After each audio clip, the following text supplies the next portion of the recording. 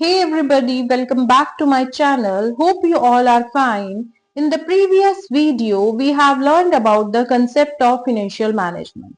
And today we will be discussing a very important topic, that is scope of financial management and objective of financial management. तो चलिए start करते हैं आज का topic, that is scope of financial management.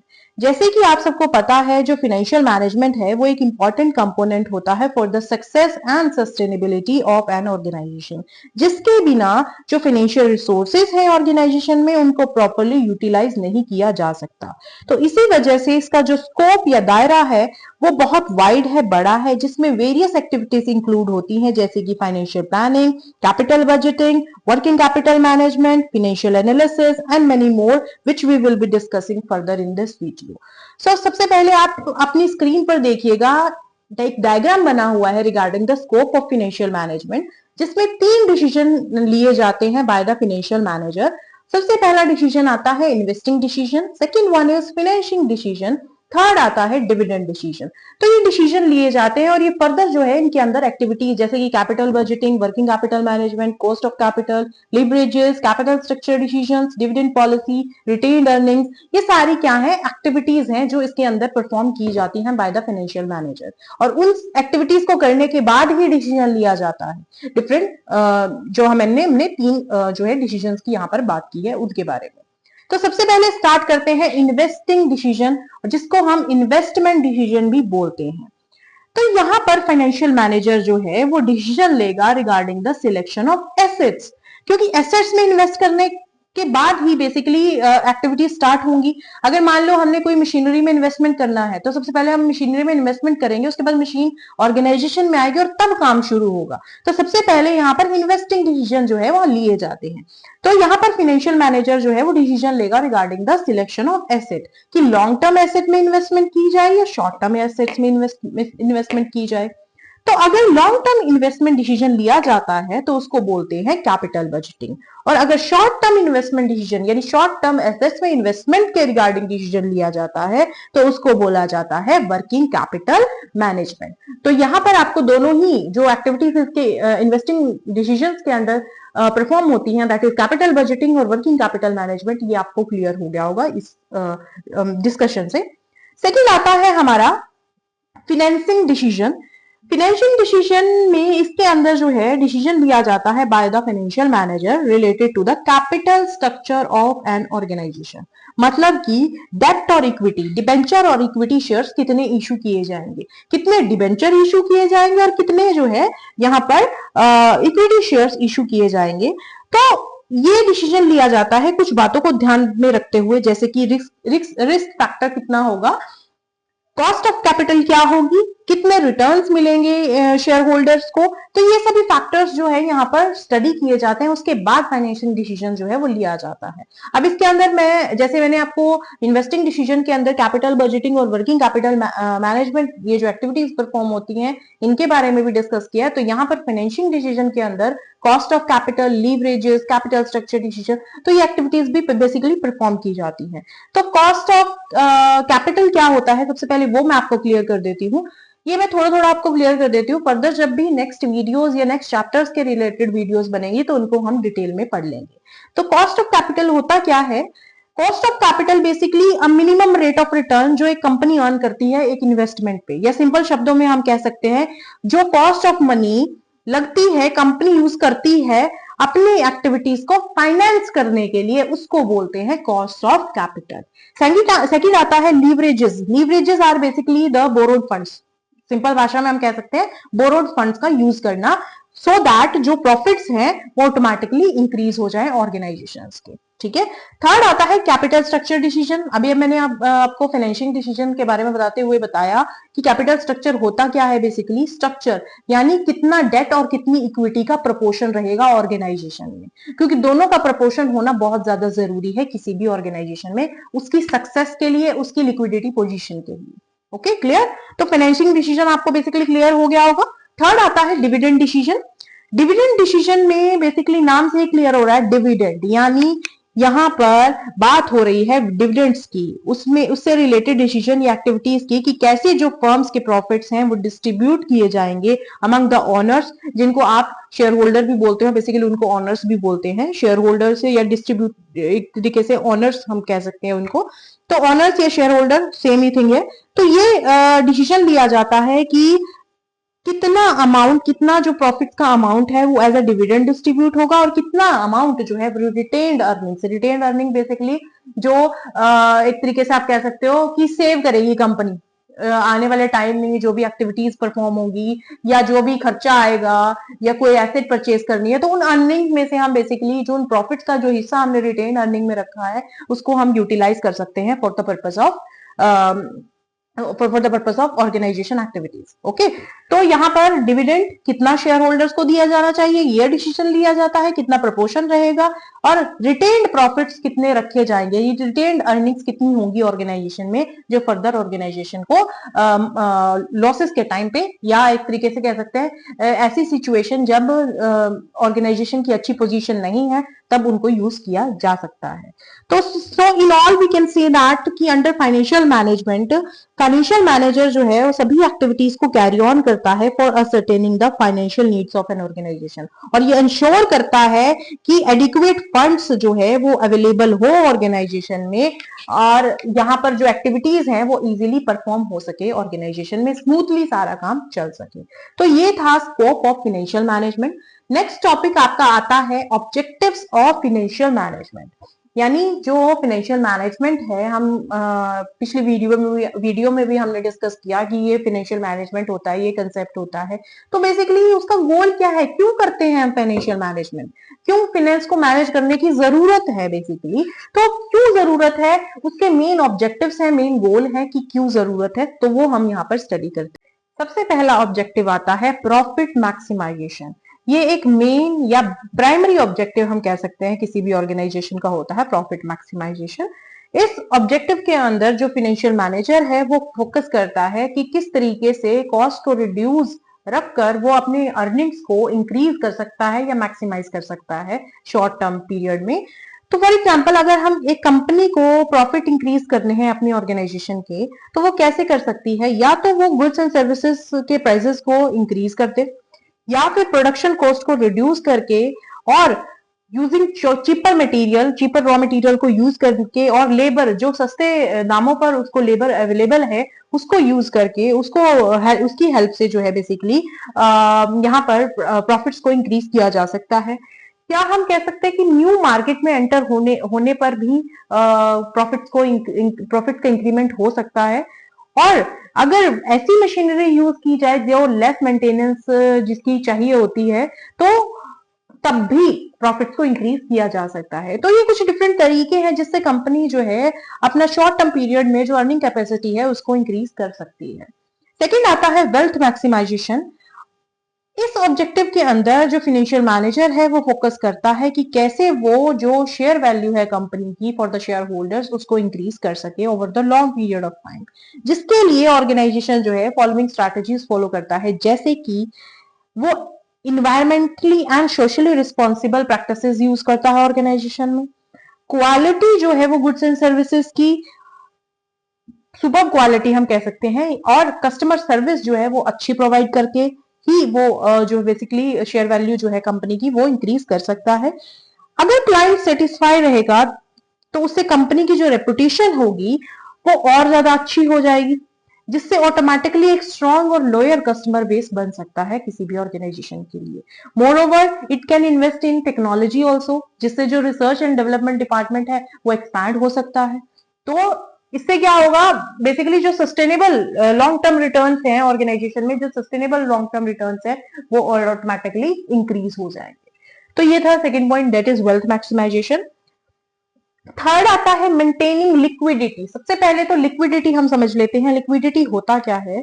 Liquidity is an ability to pay an immediate expenses. कोई भी organisation है अगर वो एक अच्छी चल रही है तो इजीली अगर कोई भी खर्चा आया तो ऑटोमेटिकली पे कर सकती है। अगर उसके पास फंड्स नहीं है तो उसकी लिक्विडिटी पोजीशन जो है वो अच्छी नहीं है, वो पे नहीं कर पा रही है टाइमली। ठीक है।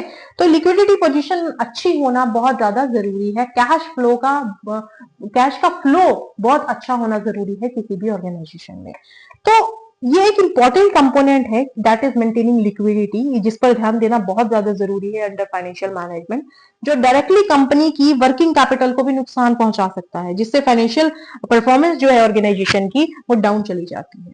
सो किसी भी ऑर्गेनाइजेशन में ना तो ओवरफ्लो होना चाहिए कैश का, ना ही अंडरफ्लो होना चाहिए कैश का। दोनों ही सिचुएशन खतरनाक होती हैं किसी भी ऑर्गेनाइजेशन के लिए।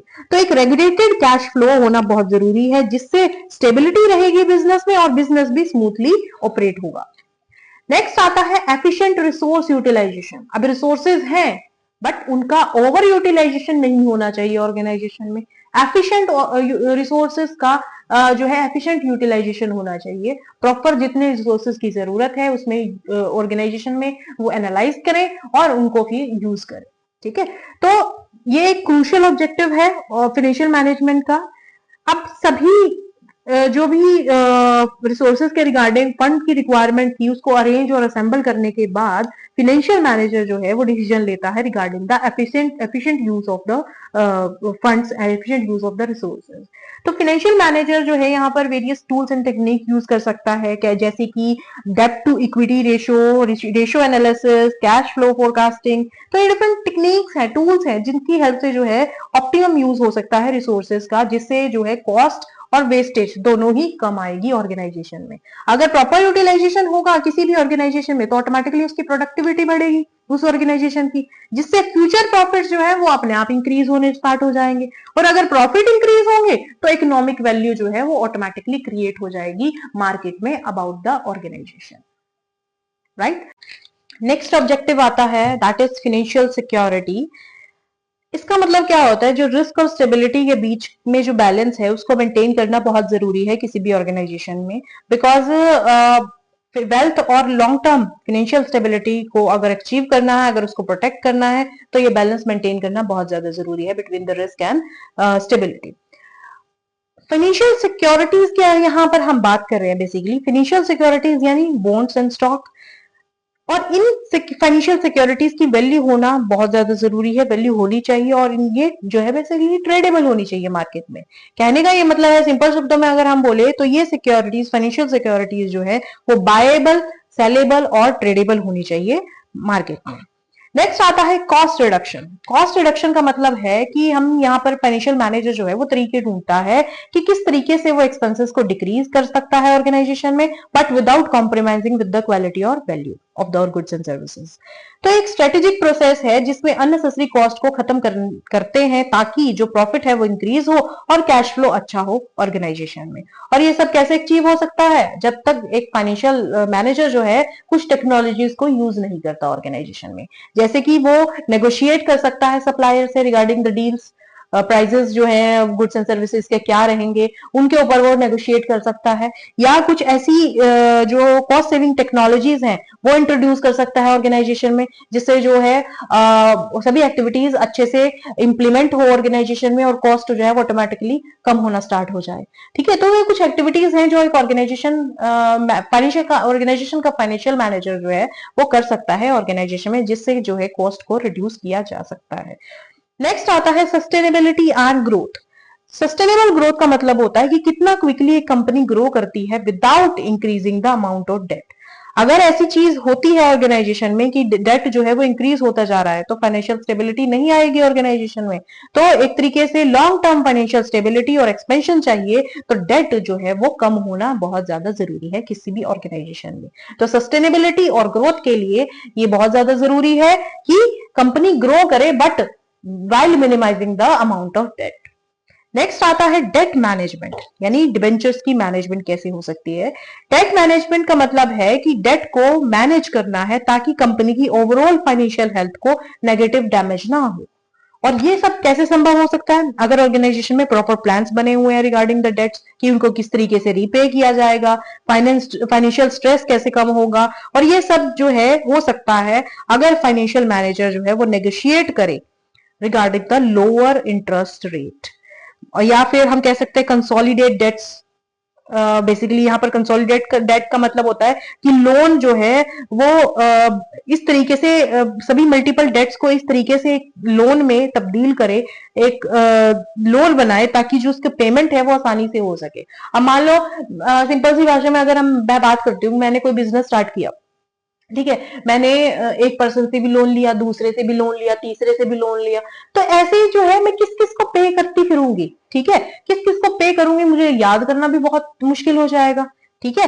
तो यहाँ पर जो है तभी फिनेंशियल मैनेजमेंट बहुत होना बहुत जरूरी होता है ऑर्गेनाइजेशन में, कि डेट को यहाँ पर मैनेज करना बहुत जरूरी होता है, कि कहाँ से डेट लिया है, बेसिकली कहाँ से लोन लिया है और किस टाइम तक रीपे करना है और कैसे रीपे करना है, वो हम फाइनेंशियल मैनेजमेंट के थ्रू ही बहुत अच्छे से कर सकते हैं, ठीक है। नेक्स्ट आता है रिस्क मिटिगेशन। अब रिस्क मिटिगेशन क्या होता है, बेसिकली ये सबसे मेन ऑब्जेक्टिव है फाइनेंशियल मैनेजमेंट का, जहां पर फाइनेंशियल मैनेजर जो है वो ट्राई करते हैं रिड्यूस करने के लिए किसके इम्पैक्ट को, रिस्क के इम्पैक्ट को, जो भी ऑर्गेनाइजेशन में लिया जाता है फॉर डिफरेंट ऑपरेशंस। अब डिफरेंट एक्टिविटीज पर परफॉर्म होती है ऑर्गेनाइजेशन में और उनके साथ रिस्क भी एसोसिएटेड होता है, तो रिस्क किस तरीके से कम किया जा सके ऑर्गेनाइजेशन में, फाइनेंशियल मैनेजर जो है उस पर ध्यान देते हैं यहाँ पर। और वो कैसे उस इम्पैक्ट को खत्म कर सकते हैं, बाय एड्रेसिंग पोटेंशियल रिस्क, या मतलब पहले ही हमें पता चल जाए कि हाँ ये रिस्क आ रहा है उस एक्टिविटी के साथ, तो हम उसके लिए जो है डिफरेंट प्लान्स बना सकते हैं, उनको इम्प्लीमेंट कर सकते हैं, जिससे उनका असर तो कम नहीं होगा, मतलब एक तरीके से उनका जो इम्पैक्ट है वो पूरा का पूरा तो कम नहीं होगा, बट कुछ हद तक हम उसको रिड्यूस कर सकते हैं, या फिर एक तरीके से कंटिन्यूअस मॉनिटरिंग हम कर सकते हैं, रिस्क एसोसिएटेड हो जो भी एक्टिविटीज परफॉर्म हो रही है ऑर्गेनाइजेशन में, ऑपरेशंस हो रही है, उनके रिगार्डिंग जो है वो कंटिन्यूटी में ही हर एक्टिविटी को मॉनिटर करता रहता है, ताकि जो है उस रिस्क के इम्पैक्ट को जो है कम कर सके ऑर्गेनाइजेशन में। तो ये था रिस्क मिटिगेशन, मतलब रिस्क को पहले ही एक तरीके से आप एनालाइज कर लो, मॉनिटर कर लो, जिससे कि आगे दिक्कत ना आए ऑर्गेनाइजेशन में, एक्टिविटीज जो है वो स्मूथली चल सके किसी भी ऑर्गेनाइजेशन। नेक्स्ट ऑब्जेक्टिव आता है रेगुलेटरी कॉम्प्लायंस। अब रेगुलेटरी नाम से ही क्लियर हो रहा है, यहाँ पर लॉज, रूल्स, रेगुलेशन, स्टैंडर्ड्स की बात की जा रही है। तो यहाँ पर जो है ऑर्गेनाइजेशंस जो है वो गवर्निंग बॉडीज के अंडर वर्क करती हैं। बेसिकली अंडर वर्क करने का मतलब ये नहीं है कि उनको फ्रीडम नहीं है काम करने की, उनको फ्रीडम है, लेकिन उनके लिए एक दायरा सेट कर दिया गया है कि ये जो है ये आपका बाउंड्री है, इसमें ही आपको वर्क करना है और इन बातों का आपको ध्यान रखना है। क्योंकि अगर हम ऐसा नहीं करेंगे तो जो ऑर्गेनाइजेशंस भी होती हैं बेसिकली वो अपनी मनमानी करना स्टार्ट कर देती है, या हम कह सकते हैं वो अनएथिकल स्टैंडर्ड्स फॉलो करना स्टार्ट कर देती हैं, इलीगल काम करना स्टार्ट कर देती हैं। तो उससे क्या होगा, जो ऑर्गेनाइजेशन की इमेज है वो तो डाउन जाएगी, नेशन की भी डाउन चली जाएगी। तो ये गवर्निंग बॉडीज होती हैं, जैसे कि SEC हो गया, सिक्योरिटीज एंड एक्सचेंज कमीशन हो गया, FINRA हो गया, फाइनेंशियल इंडस्ट्री रेगुलेटरी अथॉरिटी जिसको हम बोलते हैं, सेंट्रल बैंक्स हो गए। तो ये जो है ये गवर्निंग बॉडीज हैं जो बेसिकली रेगुलेट करती हैं सभी बिजनेस एंटरप्राइजेस को, इनके लिए रूल्स एंड रेगुलेशंस बनाए हैं। अब ये रेगुलेटरी या एक तरीके से कह सकते हैं गवर्निंग बॉडीज रहेंगी तो जो इंस्टीट्यूशन है, जो प्रोफेशनल्स हैं, वो लीगल बाउंड्रीज में ऑपरेट करेंगे। सेकेंडली एथिकल स्टैंडर्ड्स मेंटेन होंगे, जिससे क्या होगा, जो है डीलिंग्स में ट्रांसपेरेंसी रहेगी, और कंज्यूमर और इन्वेस्टर्स जो हैं वो फ्रॉड्स और अनएथिकल या इलीगल फ्रॉड से बच सकते हैं, क्योंकि यहाँ पर ट्रांसपेरेंसी होती है डीलिंग्स में। और उनके लिए जो है अगर ऐसा कोई करता है तो उनके लिए जो है स्ट्रिक्ट रूल्स होते हैं एंटरप्राइजेस के लिए। अगर कोई भी इलीगल काम किया जाता है बाय द एंटरप्राइजेस तो स्ट्रिक्ट रूल्स होते हैं, रेगुलेशंस होते हैं, जिनको एक ऑर्गेनाइजेशन को मानना ही पड़ता है। क्योंकि उनको यहाँ पर अगर किसी नेशन में काम करना है, या आप इंडिया को छोड़ के किसी भी नेशन में लगा लो, सबके कुछ स्टैंडर्ड्स होते हैं, सबके कुछ रूल्स एंड रेगुलेशन होते हैं कि एक बिजनेस एंटरप्राइज कैसे वर्क करेगा और किस तरीके से वर्क करेगा और उसकी बाउंड्री क्या होगी। ठीक है, तो नेक्स्ट आता है एनहांसिंग क्रेडिट वर्दीनेस। अब by building a positive credit profile, मतलब कि एक अच्छी प्रोफाइल बनाकर ही एक बिजनेस जो है वो लोन्स कम इंटरेस्ट रेट पे इजीली अवेल कर सकता है। और वो कैसे अवेल करेगा, अगर उसकी क्रेडिट वर्दीनेस अच्छी होगी। क्रेडिट वर्दीनेस नाम से ही क्लियर हो रहा है। अगर आपने किसी से पहले लोन लिया है, किसी कंपनी से, सॉरी किसी कंपनी ने पहले ही किसी बैंक से या फाइनेंशियल इंस्टीट्यूशन से या किसी भी लेंडर से भी लोन लिया है, तो अगर उसने वो लोन टाइमली पे नहीं किया होगा तो उसकी क्रेडिट वर्दीनेस अच्छी नहीं होगी। मान लो एक कंपनी को पहले किसी भी तरीके से लोन लिया था, किसी से लिया था, उसको रीपे नहीं किया और वो दोबारा लोन के लिए उसी बंदे के पास जाता है, उसी इंस्टीट्यूशन के पास जाता है, तो वो उसे लोन नहीं देगा। क्यों नहीं देगा? क्योंकि उसकी प्रोफाइल जो है वो अच्छी नहीं है। प्रोफाइल अच्छी नहीं का मतलब क्या है? उसकी क्रेडिट वर्दीनेस अच्छी नहीं है। उसने पिछला लोन नहीं पे किया या इंटरेस्ट जो है वो टाइमली पे नहीं किया, कोई भी कारण हो सकता है, तो उसकी प्रोफाइल अच्छी नहीं रहेगी मार्केट में। तो और भी जो फाइनेंशियल इंस्टीट्यूशंस हैं, लैंडर्स हैं, जो भी लोन देते हैं, बैंक हैं, वो भी उसको लोन नहीं देंगे। तो यहाँ पर जरूरी है एक क्रेडिट वर्दीनेस, एक अच्छी प्रोफाइल बनाना बहुत जरूरी है किसी भी बिजनेस ऑर्गेनाइजेशन के लिए। और वो कैसे बन सकती है? अगर वो अपनी टाइमली पे करे अपने सारे डेट्स, सारे जो भी उसने क्रेडिट लिया है। ठीक है, तो अगर क्रेडिट वर्दीनेस अच्छी होगी तो इससे आपको फर्दर और बेनिफिट हो सकते हैं, जैसे कि लोन्स जो है वो आसानी से मिल सकते हैं किसी भी ऑर्गेनाइजेशन को। दूसरा, जो फाइनेंशियल इंस्टीट्यूशन उनसे अच्छे रिलेशंस बन जाते हैं क्योंकि वो बार बार वहीं से लोन लेते हैं। तो इससे क्या होगा? एक इंटरेस्ट रेट्स भी वो लोअर चार्ज करते हैं, मतलब कम इंटरेस्ट रेट पर उनको अच्छे लोन मिल सकते हैं यहाँ पे। नेक्स्ट आता है कैपिटल स्ट्रक्चर ऑप्टिमाइजेशन। सबसे पहले तो ऑप्टिमाइजेशन का मीनिंग आपको क्लियर कर देती हूँ। मोस्ट और फेवरेबल, मोस्ट या बेस्ट फेवरेबल कह सकते हो आप, कि ऐसा प्रोपोर्शन जो एक ऑर्गेनाइजेशन के लिए बेस्ट साबित हो। तो यहाँ पर बेसिकली हम कैपिटल स्ट्रक्चर के प्रोपोर्शन की बात कर रहे हैं। कैपिटल स्ट्रक्चर का मतलब मैंने अभी पिछले पॉइंट्स में भी आपको बताया कि ऑर्गेनाइजेशन में कितना अमाउंट डेट का और कितना अमाउंट जो है इक्विटी का होता है। तो यहाँ पर कैपिटल स्ट्रक्चर ऑप्टिमाइजेशन एक बेस्ट प्रोपोर्शन होना बहुत जरूरी है किसी भी ऑर्गेनाइजेशन के लिए, उसके स्मूथ ऑपरेशंस के लिए। यहाँ पर अच्छा प्रोपोर्शन यानी बेस्ट और मोस्ट फेवरेबल प्रोपोर्शन जो है between the debt and equity is very important. तो यहाँ पर जो फाइनेंशियल मैनेजर है वो बैलेंस मेंटेन करके रखता है among the different sources of capital. और ये कैसे हो सकता है? कैपिटल स्ट्रक्चर के थ्रू। अब कैपिटल स्ट्रक्चर में होता क्या है? एक ऑर्गेनाइजेशन में फंड्स की जरूरत होती है, तो ऑर्गेनाइजेशन जो है इक्विटी शेयर या रिटेन अर्निंग्स के थ्रू पैसा अरेंज कर सकती है और करती भी है उसके थ्रू पहले, सबसे पहले। बट अगर वहां कम पड़ जाए पैसा तो वो डिबेंचर इशू करती है, जैसे कि लोन या बॉन्ड्स हो गए, वो इशू करना स्टार्ट कर देती है। तो यहाँ पर बिजनेस में और कैपिटल स्ट्रक्चर में ये डिसाइड करना होता है कि बिजनेस स्मूथ चलाने के लिए, बिजनेस इजीली चलाने के लिए यहाँ पर डिबेंचर और इक्विटी का कितना प्रोपोर्शन रहेगा। तो यहाँ पर बेसिकली बेस्ट प्रोपोर्शन चूज किया जाता है under the organisation of capital structure. Clear? Next आता है ऑपरेशनल एफिशिएंसी। ऑपरेशनल एफिशिएंसी यानी ऑपरेशंस को, जो एक्टिविटीज हैं उनको एफिशिएंटली परफॉर्म करे ऑर्गेनाइजेशन में। अब यहाँ पर जो फाइनेंशियल मैनेजर है वो फोकस करता है कि उसके प्रॉफिट्स जो है, ऑर्गेनाइजेशन के प्रॉफिट्स हैं जो हैं वो इंक्रीज कैसे हों। अब थोड़े के साथ ज्यादा, यानी हम कह सकते हैं इनपुट कम लगाएं और आउटपुट ज्यादा निकले, तो उससे क्या होगा? ऑर्गेनाइजेशन में जो भी रिसोर्सेस हैं उनको एफिशिएंटली यूज किया जा सकता है। ठीक है, कम रिसोर्सेज के साथ ज्यादा रिटर्न, ये एक अच्छी पोजीशन होती है एक ऑर्गेनाइजेशन की, कि कम रिसोर्सेज के साथ उन्होंने एक ऑर्गेनाइजेशन में जो प्रॉफिट्स हैं वो इंक्रीज किए ऑटोमेटिकली, प्रोडक्ट्स अच्छे बनाकर उनको बेचा और रिटर्न्स अच्छे आए। तो if efficiency of the organisation is good तो there is are higher chances of increase productivity, मतलब प्रोडक्टिविटी जो है वो इंक्रीज होगी, जो फर्दर हेल्प करेगी किसी भी ऑर्गेनाइजेशन की फाइनेंशियल परफॉर्मेंस को अच्छा करने में। क्लियर? नेक्स्ट आता है customer and share holder satisfaction. Customer जिनको प्रोडक्ट बेचते हैं, शेयर होल्डर यानी ओनर्स जहां से कैपिटल बेसिकली इन्वेस्ट कराते हैं, जिनसे पैसा लेते हैं ऑर्गेनाइजेशन चलाने के लिए। तो दोनों ही को रिलेटेड है, बेसिकली दोनों ही पॉजिटिवली को रिलेटेड है। दोनों ही खुश रहेंगे तो ऑर्गेनाइजेशन अच्छी चलेगी, उसकी फाइनेंशियल परफॉर्मेंस भी अच्छी होगी। तो हायर कस्टमर सेटिस्फेक्शन का मतलब क्या होता है? शेयर होल्डर भी सेटिस्फाई रहेंगे। कस्टमर तब कब सेटिस्फाई होते हैं? अगर उनको उनका मन पसंद प्रोडक्ट मिलता है और अच्छी क्वालिटी के साथ, अच्छे फीचर्स के साथ उनको कोई प्रोडक्ट मिलता है तो वो कस्टमर सेटिस्फाई हो जाते हैं। और साथ ही साथ लॉयल्टी भी क्रिएट होती है, कस्टमर बेस जो है या दैट इज लॉयल्टी भी इंक्रीज होती है। तो इससे क्या होगा? पैसा ज्यादा आएगा, पैसा ज्यादा आएगा, प्रॉफिट्स इंक्रीज होंगे, तो हम रिटर्न भी अच्छा दे पाएंगे किसको, शेयर होल्डर्स को, जिन्होंने पैसा लगाया है हमारे बिजनेस में। क्लियर? तो दोनों को सेटिस्फाई करना बहुत जरूरी है, that should be the main objective of the organisation. Clear? Next आता है टैक्स ऑप्टिमाइजेशन। अब ऑप्टिमाइजेशन मैंने अभी आपको क्लियर किया, बेस्ट और most favourable.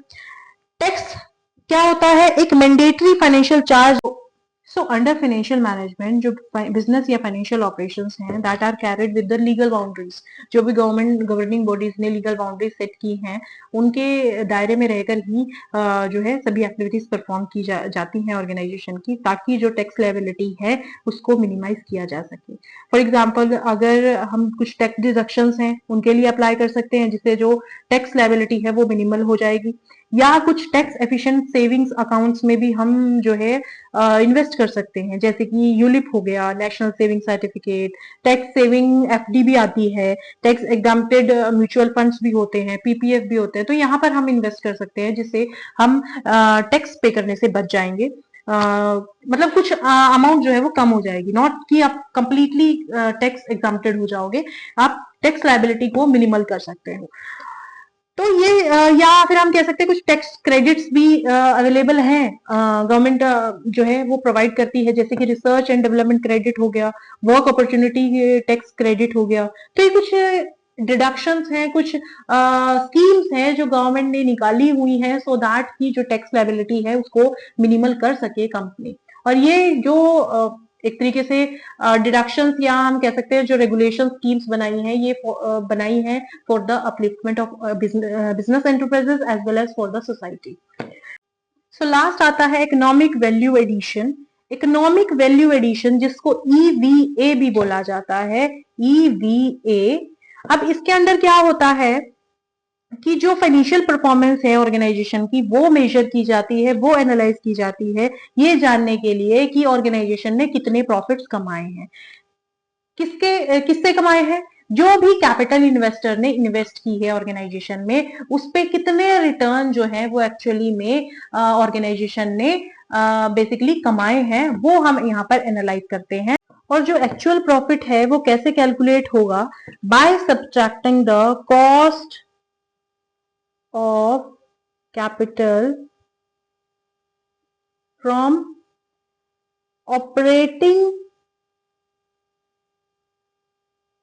profits after tax। Operating profit जितने भी प्रॉफिट्स हैं आफ्टर टैक्स, उसमें से अगर हम कॉस्ट ऑफ कैपिटल को रिड्यूस कर देते हैं, सब्ट्रैक्ट कर देते हैं, तो हमारे पास क्या आ जाएगा? ईवीए, यानी इकोनॉमिक वैल्यू एडिशन। सो इससे क्या होगा? अगर रिटर्न ज्यादा है इन्वेस्टर्स के लिए then the cost, it means जो वैल्यू है वो क्रिएट हो चुकी है शेयर होल्डर्स के लिए, it means the value is created for the share holder. जो इकोनॉमिक वैल्यू है एक ऑर्गेनाइजेशन की वो बहुत अच्छी है मार्केट में। So this is all about this topic. Hope you all like it. We'll meet soon with the next topic. Till then, take care. Bye bye. Thank you. Do like, comment, share and subscribe.